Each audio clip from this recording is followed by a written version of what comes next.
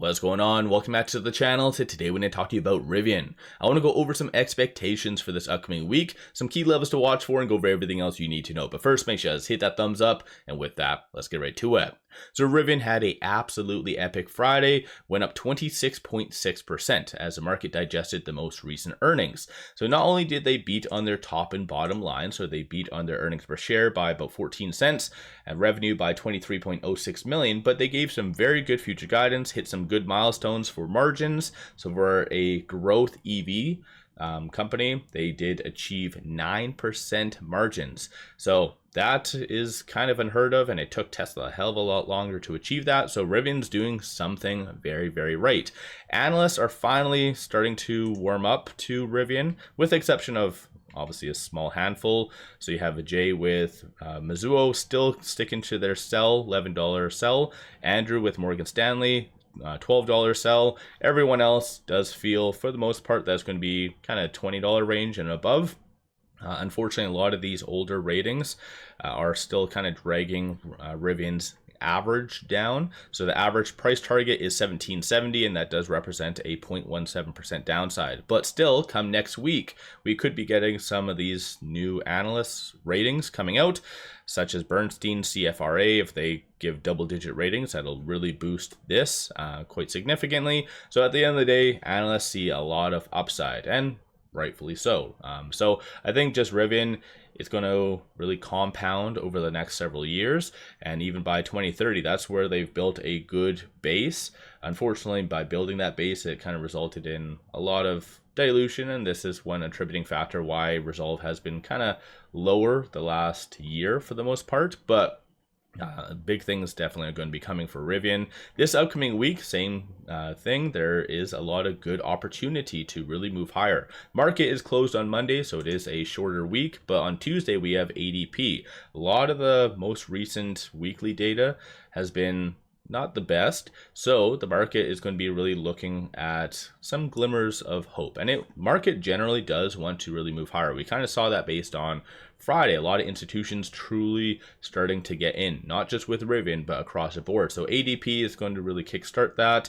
Wednesday is going to be one of the big days in the market. So we have mortgage applications, mortgage market index, building permits, housing starts, and then FOMC minutes. So when it comes down to the FOMC minutes, the market is going to really look at how the members were more oriented towards, because last time they were very inconsistent, all over the place. Market didn't like that whatsoever. So they're going to be looking at what the members are feeling, and if they're more oriented towards cuts, because the market's always forward looking and it wants a good catalyst, and it's been very fixated on rate cuts, and it wants that. And so that would be huge for obviously EVs and many other stocks. Thursday, we do have a lot of Fed speakers, initial jobs claims, Philly manufacturing data. On Friday, that's going to be the other big day, and that's going to be because of GDP and PCE. So it is going to be a wild ride, and because of a lot of this data, we could see a nice level of optimism and really push things higher. Rivian had a pretty epic Friday, like I said, but it did close above a key level. So I'll kind of touch on the technicals near the end of the video. These are some of the companies putting out their earnings. We've seen Walmart really be able to move the market quite significantly. So dependent on how their top and bottom line comes in and what they give for future guidance, that'll be a big one for that. And then Open Door, a couple other ones. But for the most part, I do believe it's just going to be Thursday. That's going to be the big one for companies' earnings. Aside from that, though, we could be seeing some new ratings coming down the pipeline. Like I said, probably Tuesday, as they do get actually posted by tip ranks. Regarding shorts, even on Friday, despite it going up as much as it did, shorts increased 158,000 shares. So they're still trying to slow it.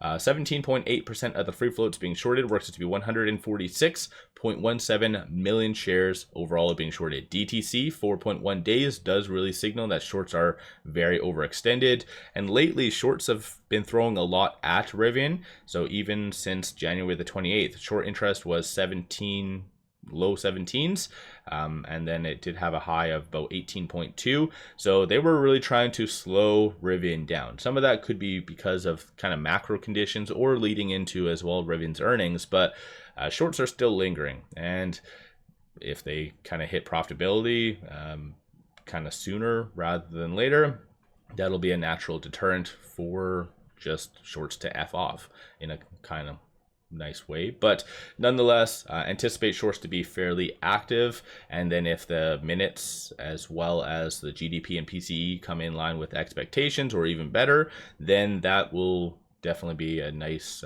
kind of deterrent as well for shorts for this week. Regarding options, so from a bull standpoint, you see consensus for it to be roughly around $19 to $20. Bears are anticipating for it to pull back to about $15. So like I said, Rivian did land on a key level, so it could go kind of either way. I did bring up Rivian in my pre-market video when I did do that early morning Friday, and so I kind of mentioned that 1920 is going to be that next strong target, and all Rivian needed to do was stay above that 1673, and it did that and more. So with it closing at 1773, it is trading between this R1 and the pivot. So in comparison to a lot of other growth stocks, it is doing absolutely phenomenal. So for next week, just watch for that 1920. And again, from a bull standpoint, they do believe that it will be hit. So for those of you that want to swing trade, day trade, just kind of watch for that. Similarly, if the market does turn south, just watch for that 1673 to hold.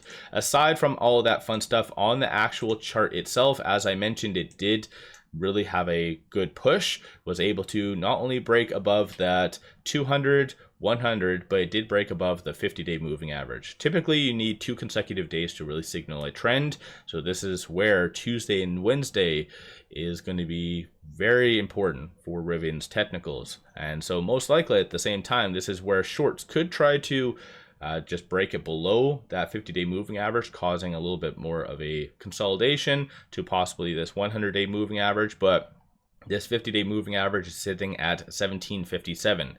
Every time Rivian's closed above that level for 2 consecutive days usually results in at least about 30 to 40% push higher. So most recently was done in November, and then prior to that was basically April 2025 when the market did kind of recover. So in general, Rivian really needs to stay above that 50-day moving average. Aside from that, because of the recent price action, stochastic RSI is considered rather overbought. Nothing wrong with that. Stocks can stay overbought for extended periods of time as they kind of correct and so forth.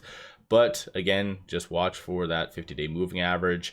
There was a lot of good ratings coming out, so hopefully we do get a couple more posted come Tuesday, and that they are bullish. You can kind of just generally see some of the ones that did come out, how they were. For instance, Cantor raised it from 15 to 18. A lot of the other ones kind of were kind of keeping the same price target. You did have Benchmark raising it from 18 to 25, TD 13 to 17. You had Piper 14 to 18, and so forth and so forth. So I think overall pretty good stuff. When it comes down to articles or anything, there really hasn't been anything posted over kind of the weekend worthwhile to bring up. Just a lot of individuals really kind of breaking down their most recent earnings, R2 plans. So that's going to be a big catalyst in my opinion as well for Q2. But I think just generally Rivian has been building a very good base for the last year and a half, and that is finally, like, you're kind of seeing the fruits of that eventually sometime in the first half of 2026.